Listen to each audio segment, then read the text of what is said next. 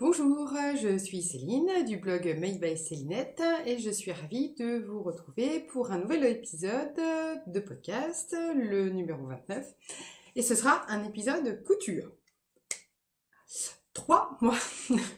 Voilà, ça fait 3 mois depuis le dernier épisode couture, donc ça fait très très long, enfin ça me paraît une éternité. Et en même temps, j'ai l'impression de ne pas avoir vu passer du tout ces 3 mois. Il s'est passé plein de choses. Mais c'est vrai qu'en couture, comme je le disais dans l'épisode aussi tricot, bah, j'ai quand même connu une période de moins envie, et qui est toujours en cours, hein, clairement. Euh, Partez pas tout de suite. Et donc j'ai moins cousu. Clairement, j'ai eu moins d'envie, donc je me suis pas forcée non plus, parce que ça reste un loisir, et évidemment c'est pas l'objectif de se forcer. Donc j'ai quand même moins cousu, mais évidemment j'ai quand même des choses à vous montrer, hein, sinon je fais le podcast. Donc voilà, la dernière fois où on s'est vu, j'étais pas encore allée à Barcelone. Et pourquoi je vous en parle? Parce que j'ai acheté des tissus, donc on va en parler là-bas. Je n'étais pas encore allée au CSF aussi, donc voilà. Et donc au CSF, j'y suis allée, j'y ai passé la journée avec Ségolène, j'ai vu plein de jolies choses, mais j'ai beaucoup moins acheté que les autres années. Moi, les autres années, c'était pas inhabituel que je rentre avec plusieurs patrons et plusieurs mètres de tissu. Bon, là, je suis revenue avec un peu de tissu, mais j'ai rien acheté en patron. Si, j'ai acheté 2 patrons. J'ai acheté 2 patrons et très gentiment, Johanna d'Atelier Scamit m'a offert le patron de sa jupe Bonjour, que j'ai pas encore cousu. Donc voilà, donc il s'est passé ça, tout ça. Là, je suis clairement dans une phase où je couds moins. Ça revient doucement, mais quand même. Donc en même temps, j'ai l'impression d'avoir très très peu cousu en 3 mois, et en même temps, en préparant le podcast ce matin et donc en mettant de côté les choses que je voulais vous montrer, moi je me suis aperçue qu'il y avait des choses quand même à vous montrer. Donc bah écoutez, on va commencer tout de suite par les projets terminés.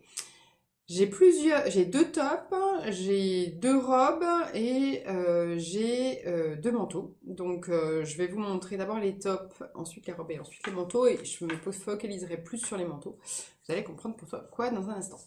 Les premiers tops. Alors, il y en a 2 qui sont issus du même modèle. Et c'est le modèle Vertige de Atelier Scamit. Je vous avais déjà montré lors du dernier podcast la version à carreaux que j'avais fait avec...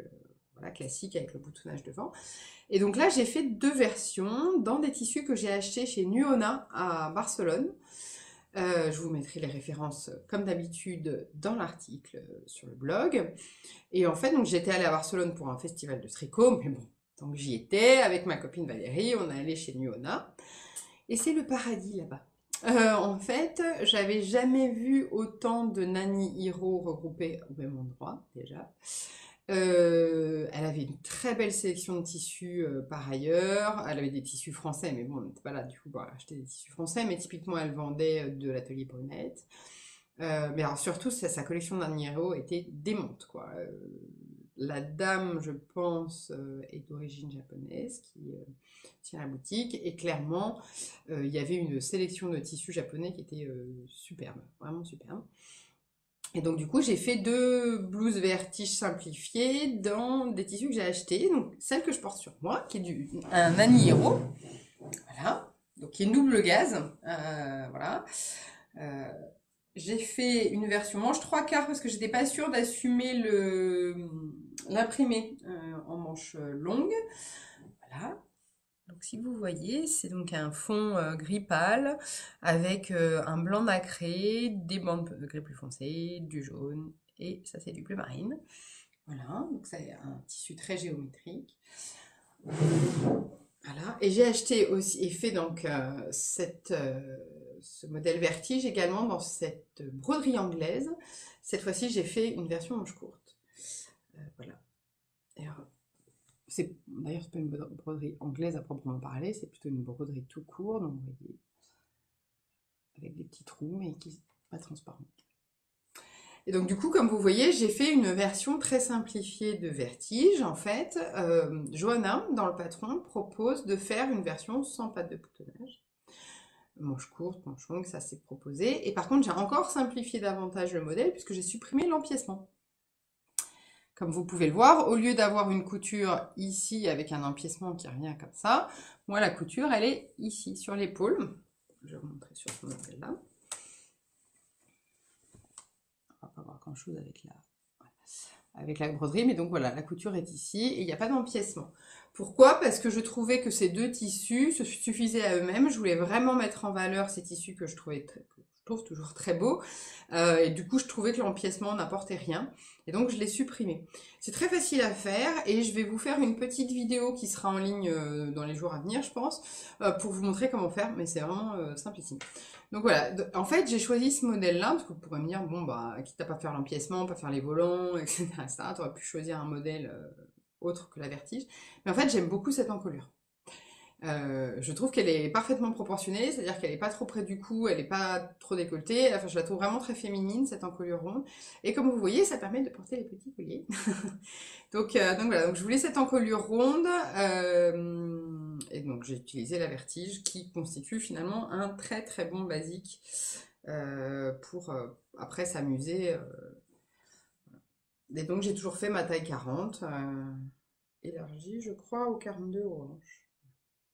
J'ai raccourci un peu la version en broderie, j'aurais pas dû. Faut que j'arrête de raccourcir les corps en fait de mes tops, puisqu'en fait j'aime bien porter mes tops assez longs, hein, c'est ce que je vous disais l'autre fois avec la première Vertige que j'avais fait. J'aime bien quand ils descendent assez bas en fait. Enfin assez bas. Disons que ça me permet vraiment de bouger sans me dire est-ce que je suis pas en train de montrer mon ventre. Donc j'ai fait ces deux petits tops là dans la foulée en fait d'avoir acheté le tissu. Pour le coup c'est, et alors vous allez voir c'est pas mal le thème en ce moment, c'est que c'est des tissus qui sont rentrés sortis du stock quoi. Hein. Je les ai achetés et quasiment même pas 15 jours après ils étaient cousus. Et vous allez voir que les autres réalisations que j'ai fait c'est pareil. Je dois dire qu'en ce moment donc j'ai fait donc un inventaire de mon stock tricot en fin d'année. J'ai pas fait la même chose pour la couture hein, parce que voilà, le stock est tellement dément que ça va être long. Mais surtout, je me suis rendu compte que finalement, j'ai des tissus en stock depuis des années, certains. Certains, je les ai depuis des années. Tellement longtemps que je n'ai presque plus envie de les coudre. C'est malheureux parce qu'en fait, c'est de très beaux tissus, souvent de bonne qualité. Mais en fait, ça fait tellement longtemps que je les vois que j'ai plus envie de les coudre. Donc c'est un peu bête.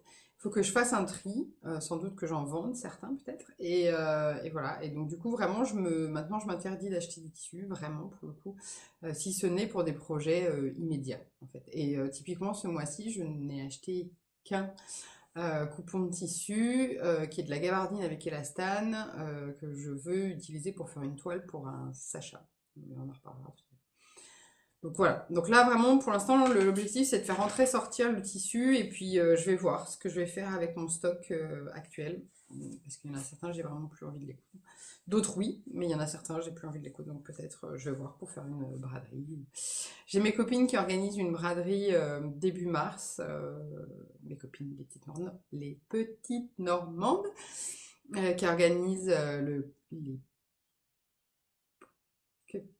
c'est pas les puces créatives, c'est Créafil, je crois, à la Bonneville-sur-Iton, en Normandie.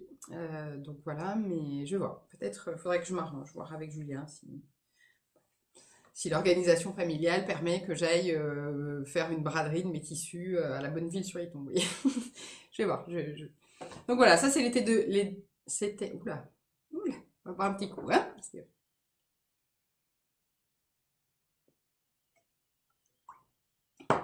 C'était les premières réalisations. Pardon, très simple, j'en parle pas beaucoup plus longuement puisqu'en fait, je vous avais parlé de ma première version de Vertige la dernière fois. Donc voilà.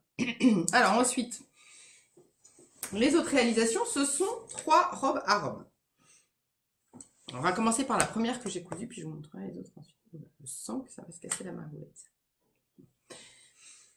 La dernière fois, je vous avais parlé de mon envie de me coudre une robe à Rome avec un tencel de chez Cousette. Et donc, je l'ai cousue. Voilà.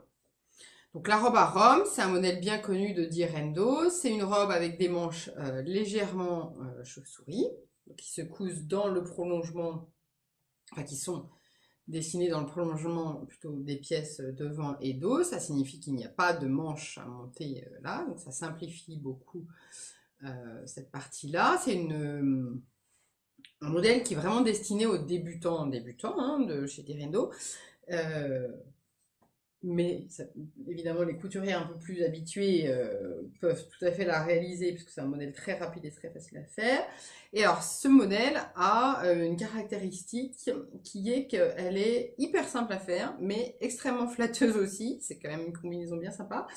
Parce que, en fait, dans le dos est composé de 3 parties, donc un milieu et puis 2 côtés. Et en fait, ce sont ces découpes princesses dans le dos qui soulignent la silhouette. Et qui donc évite le côté totalement sac à patate. Ça et le fait que en fait le côté n'est pas droit. Voilà, on voit qu'il est légèrement creusé là et qu'ensuite il s'évase orange. Donc en fait il y a une vraie forme et c'est pas donc juste un sac tout. Donc c'est une robe qui est très flatteuse, très rapide à réaliser. Moi maintenant qu'elle est décalquée, enfin je la couds en 1 heure, 2 heures. Hein. Le plus long à faire c'est de poser le biais à l'encolure. Voilà. Pour vous dire à quel point c'est rapide. Et donc voilà, donc j'avais fait cette version dans le tencel rouge que j'avais acheté chez Cousette. Et puis je l'ai porté une fois au travail, et puis je me suis rendu compte de la caractéristique principale de ce tissu, qui est que il se froisse énormément. Je vais me reculer parce que là sinon ça sature à mort, mais vous voyez, je viens juste de la prendre dans mes mains, et voilà, et on voit déjà les plis. Et le problème, c'est que moi je suis, de par mon travail, je suis assise toute la journée en fait. Et donc du coup, franchement, à la fin de la journée, c'était hyper moche, quoi. Mais vraiment hyper moche. Enfin, moi, je trouvais ça limite pas correct. Vous voyez, enfin, ça faisait vraiment négliger à la fin de la journée. Donc j'étais bien dégoûtée, parce que bah, déjà, j'aimais beaucoup le tissu. Et puis, que j'en ai un deuxième coupon vert kaki, dont je ne sais du coup que faire. Puisque clairement, c'est rédhibitoire pour moi, pour en tout cas un vêtement type robe. Et je voulais utiliser ce coupon kaki pour me faire une robe, donc je suis un peu, voilà. Et aussi, je suis dégoûtée parce que je voulais une arôme de cette couleur. Je vous avais dit, j'ai une Laurel, enfin j'avais une Laurel de chez Colette Pattern que j'avais cousue il y a plusieurs années, que j'ai énormément portée, tellement que maintenant j'ai dû l'acheter parce que le tissu était abîmé.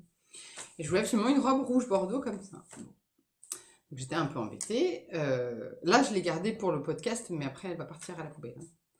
Honnêtement, c'est malheureux, mais enfin, elle est importable pour moi au quotidien. Donc voilà, donc le CSF se passe, et au CSF, premier arrêt au stand d'un chat sur un fil. C'est le premier stand qu'on a visité avec Ségolène, et c'est le seul sur lequel on a acheté des tissus. D'ailleurs, et ben j'ai acheté du coup du jersey Milano. Donc c'est un jersey qui est un petit peu plus épais que celui avec lequel on fait du tissu, mais celui-là est quand même assez fin. Vous voyez, on voit en transparence un peu. Et ben, j'ai fait la version rouge comme ça. Et je suis ravie parce que la couleur est quasiment identique. Enfin, oui, on ne peut pas dire vraiment que ce soit différent. Mais sauf que, eh ben, celle-ci ne se froisse absolument pas. Donc ça c'est top. Pour vous dire, j'ai acheté le même tissu dans 3 coloris. Un rouge bordeaux, un vert sapin que je vais vous montrer tout de suite, et un bleu canard. Et donc j'ai fait celle-ci et celle-ci. Donc ça, là, ouais, alors là elle paraît beaucoup plus bleue qu'elle n'est en réalité.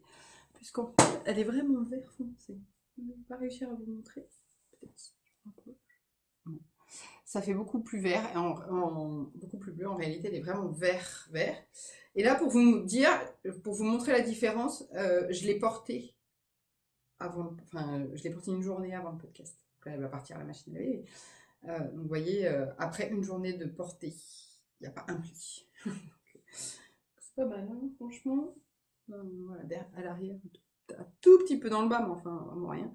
Donc, non, ça, c'est top. Et alors, au niveau confort, hein, évidemment, on a l'impression de sortir en chemise de nuit. Parce qu'évidemment, bah, le jersey, la douceur du tissu et la souplesse fait que vraiment c'est très très très très confortable. Donc j'en suis ravie, je porte les 2 versions là au moins une fois par semaine. Donc c'est vraiment là pour le coup, ça a été des réalisations qui ont été bien rentabilisées, j'en suis ravie. J'ai posé toujours à l'encolure toujours un biais, en l'occurrence toujours le biais motif personnel que j'aime beaucoup parce qu'il est vraiment très souple. Et je l'ai toujours posé avec mon pied spécial, vous savez, qui permet que je vous avais montré lors d'un précédent podcast, qui permet de faire une surpiqûre jolie. D'ailleurs, il faut que je me rachète du biais motif personnel, parce que je n'en ai plus. Voilà. Donc je suis vraiment ravie de ces 2 réalisations. Je les porte vraiment très très très souvent. Donc voilà, je suis vraiment très contente. Ça, c'était, on va dire, les réalisations les plus simples sur lesquelles je passe rapidement parce que, alors, pardon, pour les tailles, des arômes, mais je vous avais déjà aussi parlé de ma première version de arôme que je porte énormément. C'est des 40 en haut élargis à 42 aux hanches et j'avais élargi au niveau des manches de 0,5 cm en haut et en bas sur chacune des 2 pièces. Donc ça veut dire 1 cm en haut, 1 cm en bas parce que pour moi, sinon, les manches étaient vraiment trop serrées à tel point que c'était inconfortable et que ça avait fait que je ne portais pas la première version de Harum que j'avais fait, qui était en tencel bleu dénime. Elle me sciait carrément le bras, sachant que j'ai pas souvent ce problème. C'est-à-dire, je sais qu'il y a des gens qui ont régulièrement ce problème et qui élargissent, mais c'est pas mon cas. Donc là, je pense qu'elles sont vraiment assez étroites. Donc méfiez-vous si par contre, vous, c'est votre cas. Il faudra sans doute que vous élargissiez, mais c'est très facile. Et alors ensuite, les 2 gros morceaux dont je vais vous parler, c'est 2 manteaux que j'ai réalisés. Oui, parce que quand je me suis dit, je couds rien, ouais, j'ai quand même cousu 2 manteaux, donc c'est pas si mal. Le premier manteau, c'est un des derniers patrons qui a été sorti par Atelier Scamit. C'est longtemps que je ne vous ai pas parlé d'Atelier Scamit, environ 10 minutes, puisque je vous ai parlé des vertiges au début. Donc juste avant la semaine avant le CSF, j'ai été contactée par Johanna d'Atelier Scamit, qui m'a dit, voilà, je vais sortir plusieurs nouveaux patrons, est-ce que tu veux tester le manteau que je vais sortir? Je vous montre. Donc le manteau, merci, je mettrai une photo ici du modèle, enfin du dessin technique du modèle, et je vais l'enfiler pour que vous voyez. Alors c'est un manteau. Alors je dis que, voilà, quand je soulève les bras, on voit à peine le haut du... Donc c'est un manteau droit. Je ne sais pas si on va voir le point que je veux vous montrer. Ma chaise, peut-être, oui. C'est un manteau droit qui se boutonne, voilà. Et alors là, moi, le souci pour moi sur ce manteau, c'est de ma faute, je vais vous expliquer pourquoi. Mais je vais vous montrer avant. Vous voyez, au niveau des hanches, il est trop serré. Ça se voit parce qu'en fait, ça fait un pli à cet endroit. En dehors du fait que moi, je le sens, évidemment. C'est au niveau des... Vous voyez, les poches sont là. Et clairement, quand je mets les mains dans les poches, ça tire au niveau des hanches. Et quand je mets pas les mains dans les poches, on voit clairement que ça fait un pli horizontal au niveau des hanches. Là, donc, évidemment, le problème est résolu si on l'ouvre, mais... Évidemment, je ne m'étais pas rendu compte de ce problème avant de faire les boutonnières, parce que j'aurais pu aussi ne pas faire la dernière boutonnière juste à cet endroit-là.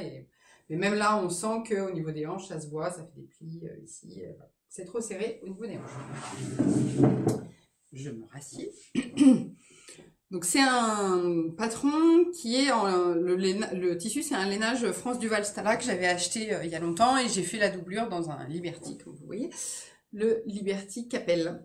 La couleur corail. Je ne sais plus comment elle s'appelle, mais enfin, la couleur est suffisamment caractéristique pour que vous puissiez le retrouver.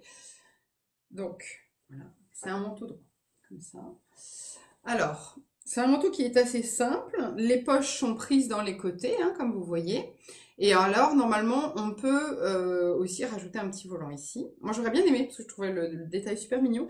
Mais en fait, mon tissu était assez épais. Et du coup, j'ai pas réussi à faire les volants sans casser le fil de fronce à plusieurs reprises. Ça m'a agacé, donc j'ai renoncé. Et alors, dans une des versions proposées par Johanna, c'est en fait...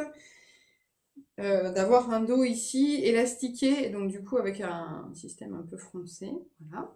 Et je crois qu'il y a aussi la possibilité d'ajouter un col. Et je vous avais dit, je crois la dernière fois, que moi j'avais envie pour l'hiver d'un manteau à col rond comme ça. Pourquoi? Parce que je porte souvent des grosses écharpes, ou châle fait main aussi, et donc du coup j'aime bien avoir un col tout simple, c'est-à-dire pas de surépaisseur avec un col qui serait plaqué type col Claudine, et j'avais pas envie non plus d'un manteau col tailleur, parce que sinon c'est ouvert là comme ça, et donc mes châles ils se mettent pas bien dedans, et donc du coup j'ai froid. Donc le thème de l'hiver, pour moi, c'était manteau droit, col rond. Comme ça. Vous allez voir l'autre que je vais vous montrer, et pareil. Donc voilà, donc Johanna m'envoie le tableau des mesures, et je regarde les mesures, et je vois qu'aux hanches, il faut que je fasse un 42, ce qui est habituel pour moi. Moi, souvent, je fais, enfin, tout le temps, je fais 40 au niveau de la poitrine, et j'élargis à 42 au niveau des hanches. Tout le temps. Même sur les patrons de Johanna, enfin, la plupart du temps, c'est comme ça. Là, clairement, le tableau des mesures me disait de le faire. Est-ce que je l'ai fait? Non. Pourquoi suivre les indications que donnent Voilà, donc s'il ne va pas, c'est entièrement de ma faute, hein, clairement. C'est que je n'ai pas suivi les indications données par la créatrice du patron. Je me suis dit, j'ai regardé la mesure finie du tour des hanches, j'ai vu que c'était 112. Moi, je fais 102 de tour de hanche. Je me suis dit, ouais, 10 cm d'aisance au niveau des hanches, c'est bon, ça passe, hein, franchement, il n'y a pas de problème.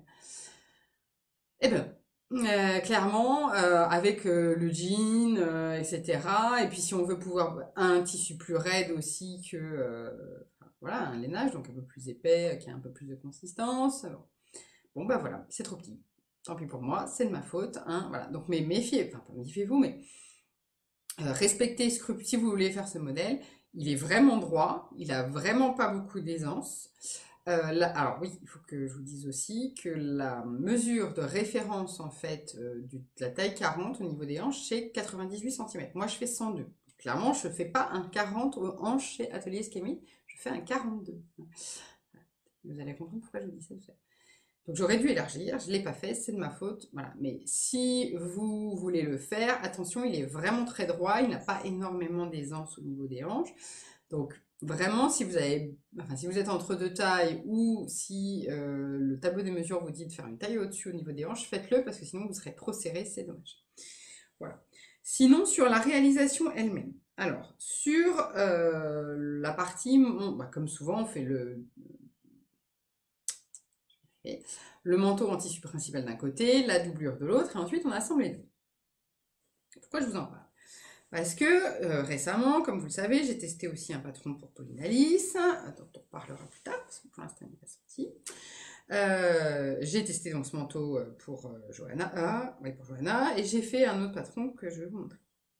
Donc j'ai monté pas mal de doublures ces derniers temps en manteau. C'est pas la première fois que je monte des doublures de manteau, clairement. J'ai l'habitude, franchement, je suis pas à mon coup d'essai, quoi. Je dois avoir cousu une dizaine de manteaux, donc je pense que je sais monter une doublure de manteau, vous voyez, sans vouloir me vanter.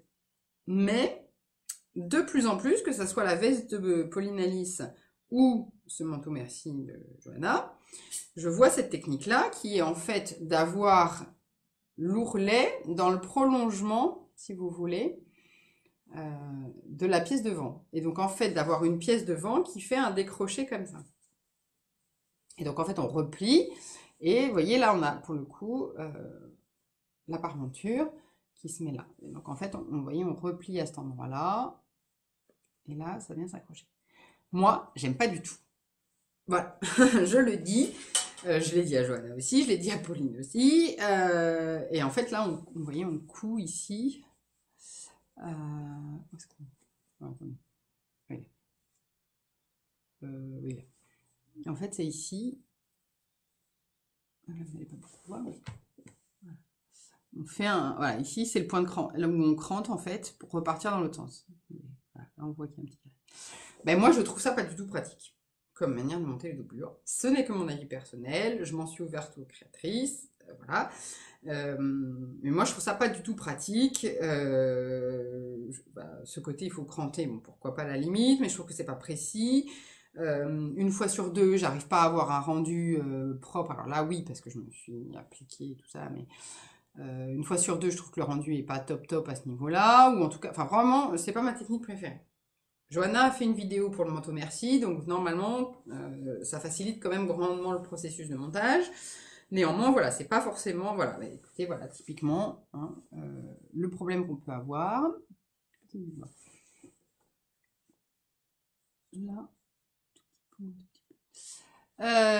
Et ben en fait, du fait du cran, j'ai mon tissu qui s'effiloche. En gros, j'ai trop cranté par rapport à mon tissu, et donc du coup, bah, j'ai une partie du tissu qui s'épile. Voilà, vous n'allez pas voir grand-chose, mais croyez-moi sur parole. Voilà, donc moi, j'aime pas cette technique de montage. Néanmoins, comme d'habitude, il y a la vidéo de Johanna, donc facilite le travail. Mais je tenais à vous le signaler parce que pour moi, c'est le seul point un petit peu délicat de ce manteau qui par ailleurs est très facile. J'ai pas mis de cigarettes, je tâte le manteau. J'ai pas mis d'épaulettes ni de cigarettes de manche dans ce manteau. Voilà.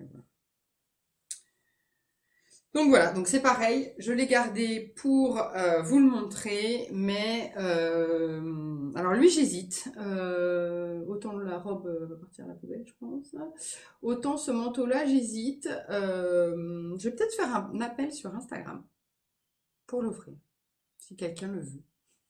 Parce que voilà, enfin il est correctement réalisé hein, quand même. Le tissu est beau, enfin le modèle est sympa, et c'est juste que moi il me va pas et c'est encore une fois c'est entièrement de ma faute. Je suis en train de regarder si j'ai bien. Regardez. Parce que c'est souvent un truc que j'oublie d'ailleurs, je me suis rendu compte sur l'autre manteau, j'ai oublié de refermer, vous savez, dans l'autre. Ouais, non, j'ai pas fermé. De refermer l'ouverture de la doublure. Voilà. Donc je pense que je vais peut-être faire un appel sur Instagram pour l'offrir à quelqu'un si ça fait plaisir. Voilà. Bon, il sera plus chez moi et il fera peut-être plaisir à quelqu'un. Voilà. Donc ce manteau, merci. Donc là je l'ai fait entièrement en 40. J'aurais donc dû élargir au 42 aux hanches. Donc regardez bien vos mesures. Et je vous conseille aussi en fait finalement de vérifier le tour fini par rapport à un des manteaux du commerce qui vous vont, ou un manteau que vous avez qui vous va. Comme ça vous permettra de vous rendre compte pour vous si l'aisance vous convient. Voilà. Ce sera le plus simple. Et voilà, sinon, très sympa, bah, très facile à réaliser, un manteau basique. Comme souvent avec Johanna, vous pouvez faire des versions différentes, assez bien déclinables. Voilà. Et le la dernière pièce, bon, ça va être hyper rapide aujourd'hui parce que j'ai moins conçu. La dernière pièce que je voulais vous montrer, hein, pour le coup j'en suis très contente, c'est le manteau magnésium d'Ivan Soufflet. Alors, je vais l'enfiler et là vous allez voir. Celui-là me va. Ah. Voilà, donc c'est le manteau magnésium d'Ivan Soufflet. Je vous en parle dans un instant. C'est un manteau qu'elle a sorti il y a un moment. C'est le magnésium femme, évidemment. Voilà. Et voilà. Et lui, pas de problème. On voit que clairement, je ne suis pas du tout serrée aux hanches comme dans l'autre. Là, il y a beaucoup plus d'aisance. C'est beaucoup plus confortable. Voilà. Donc en fait, ça fait très longtemps que j'avais envie de me faire un manteau rouge. Et donc j'avais envie de, toujours le sans col. Hein, ça. Et donc ça fait longtemps que je cherchais un lainage. J'ai cherché au CSF, j'ai pas trouvé le lainage que je cherchais. Et donc du coup je l'ai commandé sur les coupons de Saint-Pierre. Néanmoins au CSF il y avait donc le stand d'Ivan Soufflet pour le coup. Et ma copine Ségolène en a profité pour acheter la version papier de ce modèle. Alors, ce modèle, qu'est-ce qu'on peut en dire? Déjà, donc c'est un modèle qui est extrêmement déclinable. Il y a 3 longueurs différentes. Ça, c'est la longueur médium. Moi, je fais 1m62 et il m'arrive mi-cuisse.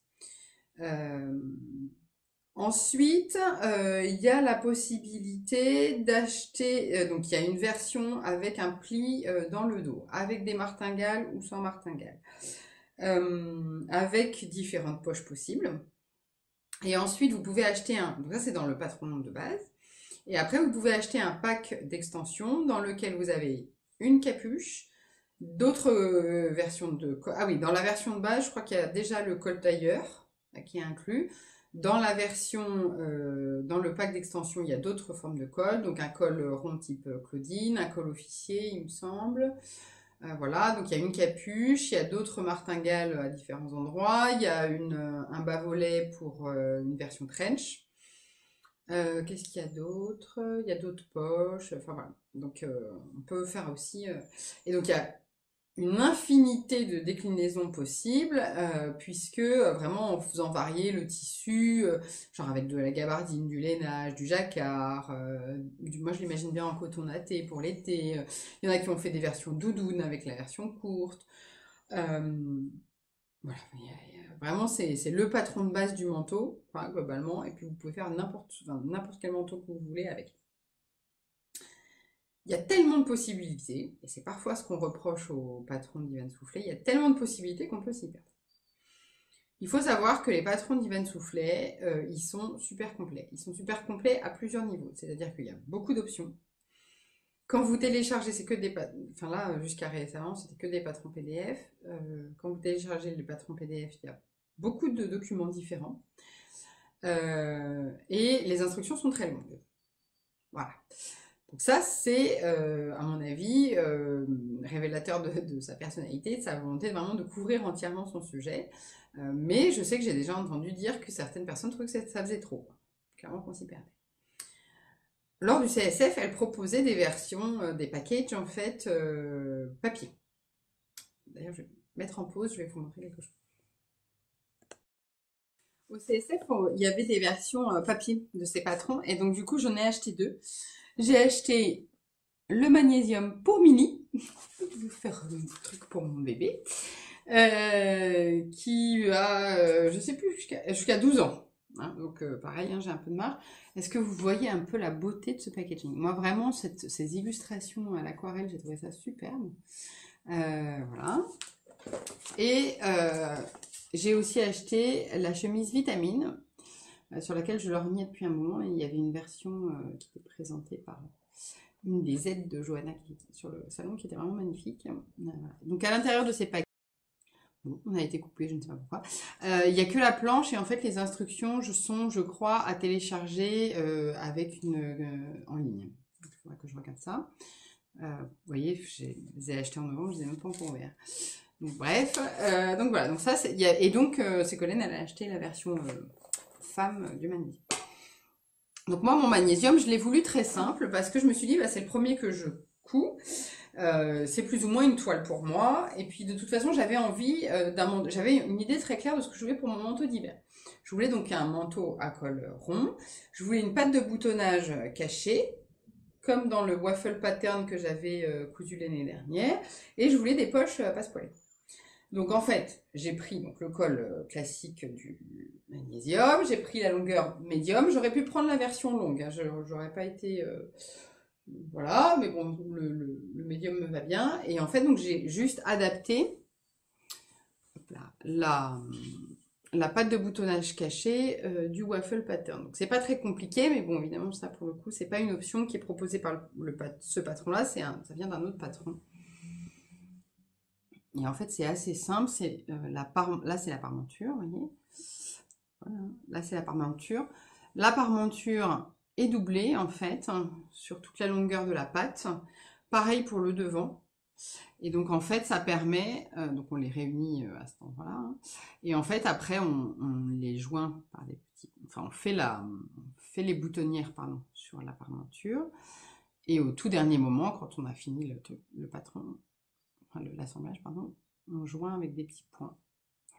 Et en fait, donc les boutons ne se voient pas puisqu'ils sont pris entre la parmenture qui est doublée, on va la doubler là, et le devant du manteau qui est doublé aussi. Là, j'ai utilisé une viscose coquelicot pour doubler les parmentures. Et j'ai utilisé une flanelle que j'avais en stock pour doubler l'intérieur. Voilà, donc il est très simple, et moi j'ai trouvé qu'il était très bien. J'ai posé pour le coup des épaulettes et de la cigarette de manche au niveau des épaules, et clairement le rendu est mieux, hein, parce que vous savez que ça rigidifie l'épaule, donc ça fait une meilleure tenue à ce niveau-là. Et donc j'ai fait des poches passe-poilées. Donc là, pour le coup, c'est une option qui est prévue dans le pack d'extension. Donc, elle indique comment placer les poches passe-poilées sur les devants, enfin, ou les tracer, comment tracer les pièces pour les 2 passepoils. Et évidemment, dans le pack d'extension, il y a aussi les instructions pour monter la poche passepoilée. Alors, je vous le montre longuement, parce que pour être honnête, je suis, hop là, pas trop pareil, parce que c'est saturé, je suis assez fière de mes poches passepoilées. Voilà. Bon, bah, comme d'habitude, hein, les poches passepoilées, c'est beaucoup à faire de minutie et d'y aller tout doucement, vraiment, parce que bah, tout réside dans le fait de bien s'arrêter, vous savez, au coin, là et là.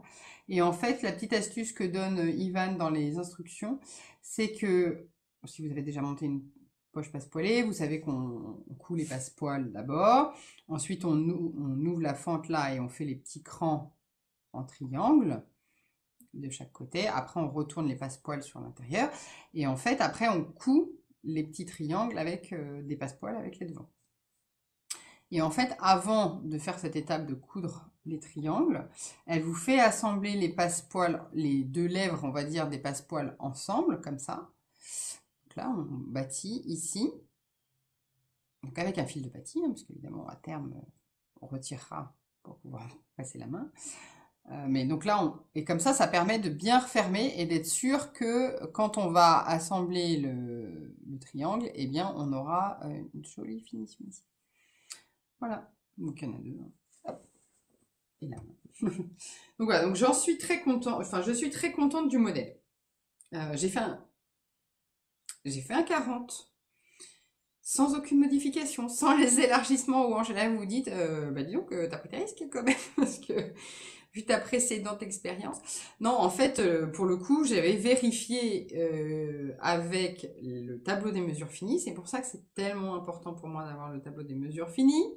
Parce que, voilà, j'avais vérifié et en fait, alors que la taille de hanche de référence d'Atelier Scamit et de Ivan S est la même, donc 98, je vous rappelle, centimètres, eh bien, la mesure finie n'était pas la même, tout simplement parce qu'elles ont décidé de mettre une aisance différente dans leurs 2 modèles. Hein.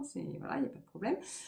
Donc, l'aisance finie sur le Merci, c'est, je crois, 112 cm, quelque chose comme ça. Et sur le magnésium, c'est 124. Voilà, donc c'est ça qui change tout, c'est tout simplement l'aisance que les créatrices ont décidé de mettre dans leur modèle pour une même mesure de référence pour la taille. La mesure finie n'est pas la même et ça change tout au niveau du rendu, puisque là vous avez vu que je suis absolument pas serrée dedans. Je n'ai rien changé en termes de longueur des bras et c'est parfait pour moi, c'est-à-dire que moi souvent quand je replie, je me retrouve avec la malléole du poignet à l'air. Et là, j'ai aucun problème. Enfin, vraiment, je suis ravie de ce modèle parce que du premier coup, finalement, j'ai eu un manteau que j'adore.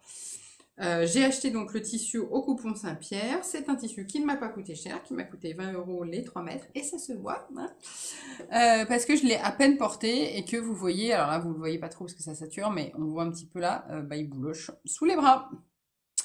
Voilà, voilà, donc je suis pas très contente parce qu'évidemment ça veut dire que je vais... Enfin là pour l'instant ça reste... il faut que je peux le raser déjà. Et puis ça reste tout à fait portable encore, mais n'empêche qu'à mon avis il va pas me faire 10 ans non plus. Oui. Donc voilà, je vous remonte une dernière fois parce que vraiment je l'aime beaucoup.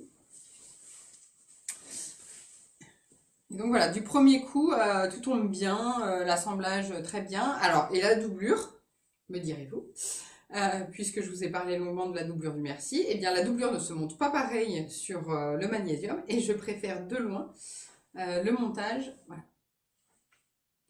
Oui, vous voyez, il m'arrive là. Je sais pas si il m'arrive. Donc il est assez court. Hein. Moi je fais 1m62, je vous rappelle. Et vous voyez, au niveau des manches, quand je plie pas, elles paraissent un peu longues sur la main et en fait, c'est quand on plie qu'elles arrivent parfaitement à la jonction de la petite poussière. Donc, voilà. Donc, vraiment, j'en suis ravie, ravie. Les poches, vous voyez, j'ai suivi les indications pour les placer et elles sont très bien. C'est au bon endroit. Voilà, là, je suis détendue, j'ai les coudes légèrement pliés, donc c'est parfait. Donc vraiment, vraiment, je suis très, très contente de ce modèle. Clairement, mon manteau de demi-saison, ça va être basé sur le magnésium, je pense. Je ne sais pas du tout dans quel tissu je vais le faire. Mais en tout cas, ce sera très certainement sur la base du magnésium. Et je ne sais pas encore quelle déclinaison. Donc oui, au niveau du... Voilà, ce qui change tout, c'est que, en fait, rien du tout à cause de cette couleur rouge, mais vous voyez, là, la pièce du devant, elle va jusqu'au bord. L'ourlet, en fait, il va jusqu'au bord ici. Alors que sur le merci, la pièce va comme ça et la couture, elle est là. C'est rien. Enfin, on a l'impression que c'est un détail. Ça ne change pas fondamentalement le rendu. N'empêche que pour l'assemblage, ça change tout. En fait, c'est beaucoup plus facile d'assembler comme ça.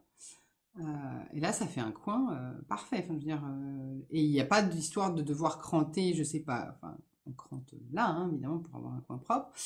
Mais il n'y a pas d'histoire de devoir cranter au milieu d'une pièce. Et donc, voilà, beaucoup plus facile comme ça. Et ce n'est pas le montage non plus de la Michel. Parce qu'il y a aussi le montage façon veste Michel de République du chiffon qui avait donné lieu à un superbe tuto d'ailleurs, qui est très bien à suivre. Mais c'est encore un autre montage, donc vous voyez, trois modèles, au moins 3 manières de monter une doublure. Mais celle-là, vraiment, vraiment ce modèle, je recommande. Alors, par contre, donc que PDF, sauf si vous l'avez acheté au CSF, et il faut rajouter les marges de couture. C'est très long. Voilà, on va pas se mentir, ça demande un peu d'investissement ce modèle, parce que donc il faut choisir les options que vous voulez, ensuite vous imprimez les planches en fonction des options que vous avez choisies. Donc typiquement, il y a 2 dos différents, avec la longueur aussi selon celle que vous avez choisie. Et ensuite, il faut se taper de rajouter les marges de couture autour de toutes les pièces, manteau principal et doublure. Donc c'est long, c'est très long, mais une fois que c'est fait quoi. Franchement, voilà. Donc moi, vraiment, j'aime tellement ce modèle que je pense que je vais le reporter sur autre chose que les pièces papier que j'utilise, que j'ai imprimé quoi. Parce que vraiment, je pense que je vais le décliner en plusieurs fois. Donc ça va valoir le coup de le mettre, vous savez, je vous avais montré, ça fait un moment, une espèce de papier tissu qui se plie bien, qui se manipule bien. Je pense que je vais faire. Je vais investir pour ce modèle parce qu'il est vraiment très bien. Et vraiment, on peut imaginer des déclinaisons. Moi, j'ai un modèle du commerce de chez Claudie Pierlot qui lui ressemble beaucoup. Mais là, par exemple, il y a des empiècements en cuir sur les manches. Et sinon, il est en lainage noir. Enfin, vraiment, on peut imaginer des tas de déclinaisons. Il est possible de faire une double croisure aussi, donc une version un peu plus genre caban, vous voyez, avec un double boutonnage ici. Enfin, vraiment, il y a de multiples déclinaisons. Je vous invite vraiment à découvrir ce modèle. Je suis vraiment fan de ce modèle. Je trouve vraiment très bien conçu, très bien expliqué. Tout tombe parfaitement. Je vous dis, j'ai fait aucune modification. Et vraiment, je l'aime beaucoup. Cette couleur me réjouit quand je le mets. Donc je pense que je vais le porter pas mal au printemps. Là, il est trop fin pour maintenant. Mais je pense que je vais le porter pas mal au printemps et clairement, je m'en referai une autre version. Donc j'ai hâte de réfléchir à d'autres versions. C'est vraiment un super basique. Vraiment, ça vaut le coup d'investir le prix du patron et le temps qu'il faut pour le décalquer et rajouter les marges de couture. Mais ça vaut vraiment le coup. Il est vraiment très bien. Enfin, je suis vraiment très fan. Et voilà, c'est tout. Pour les projets terminés, c'est tout. Finalement, c'est pas si mal pour quelqu'un qui dit qu'il ne coupe pas. je pense que finalement, c'est pas si mal.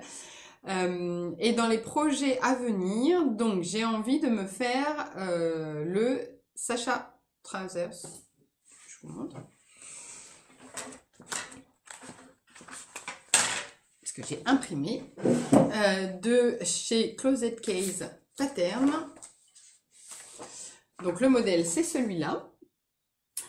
Donc c'est un modèle qui existe en 2 versions, soit version longue, soit version raccourcie, avec poche ou sans poche, et brette. Et il y a des poches passe-poilées dans le dos, en option aussi.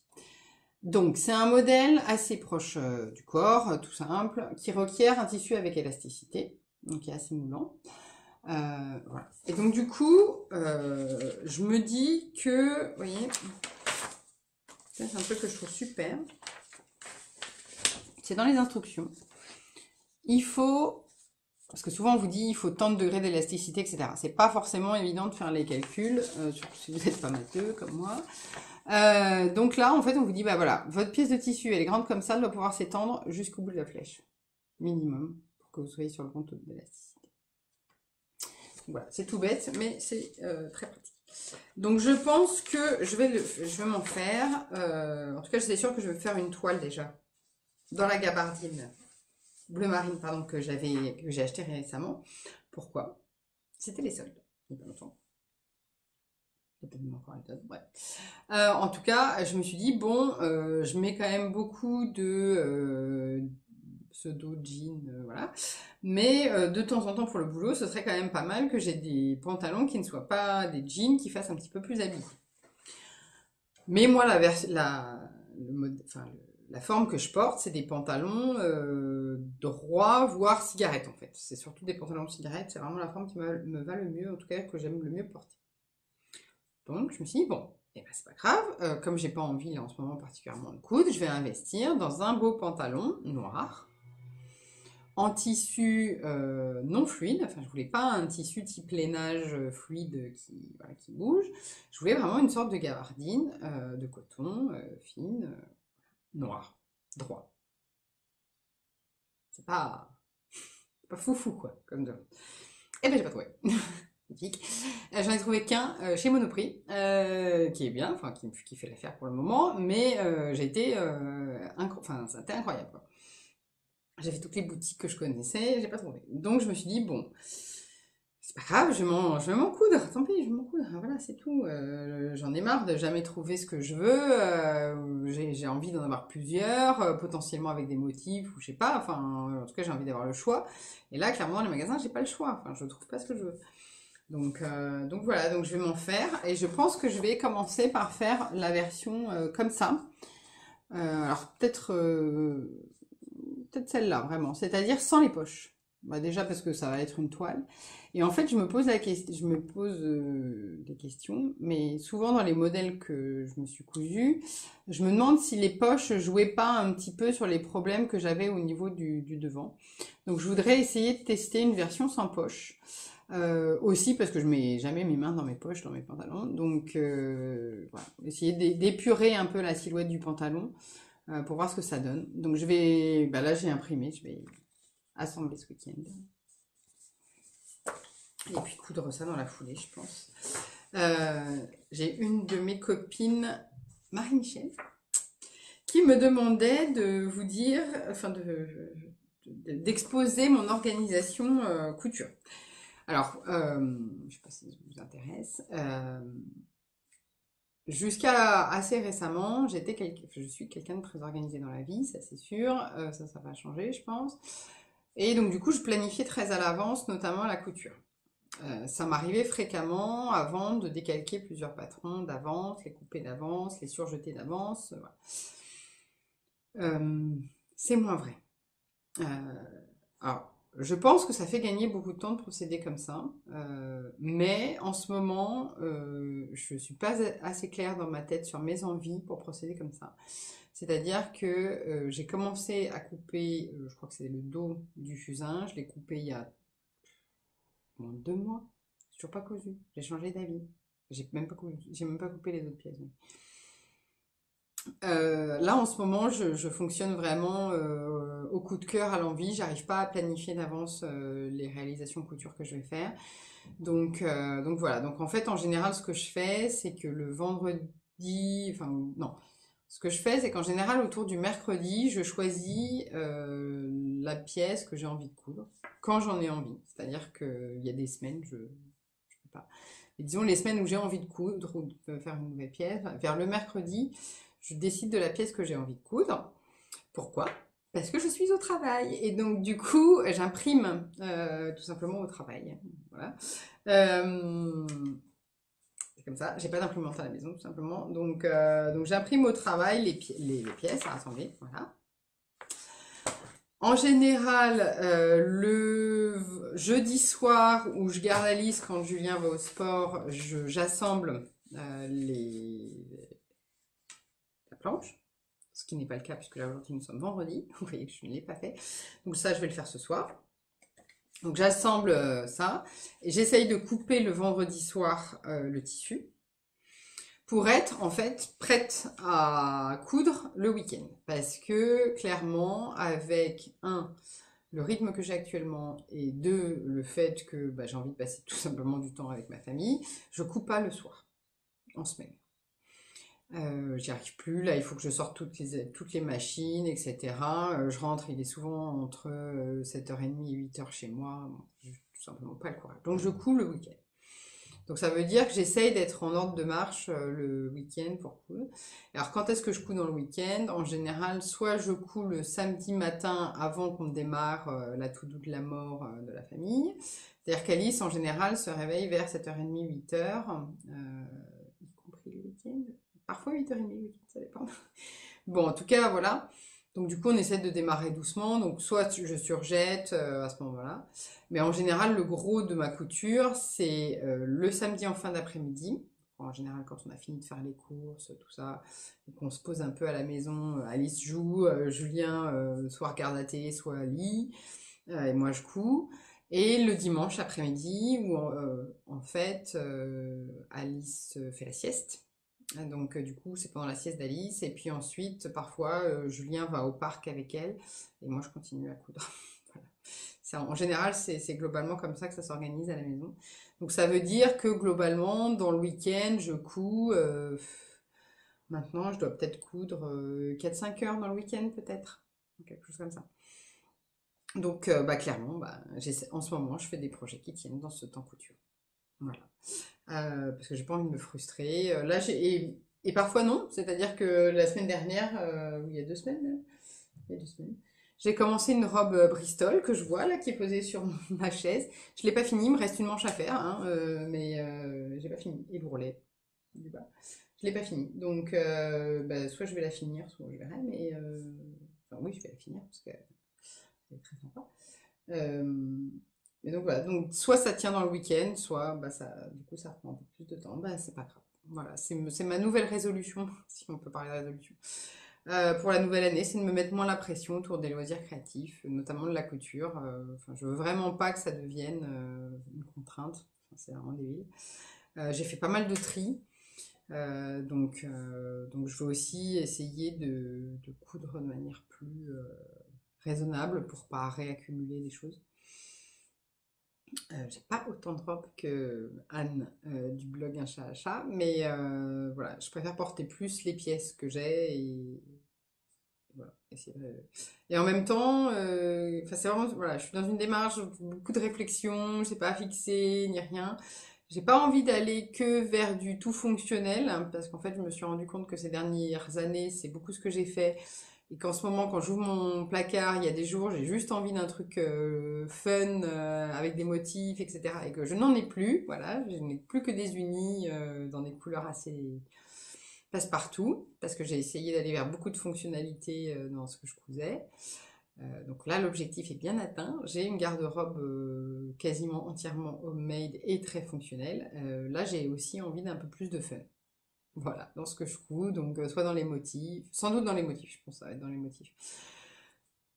La vie est un éternel mouvement de balancier. Après, du tout fonctionnel, j'ai envie d'un peu plus de fun, donc je me laisse la possibilité d'aller vers des choses un peu plus fun. Et puis, par contre, vraiment acheter pour coudre tout de suite. Parce que vraiment, là, je me rends compte que j'ai 10 tissus qui sont en stock depuis vraiment trop longtemps, c'est dommage.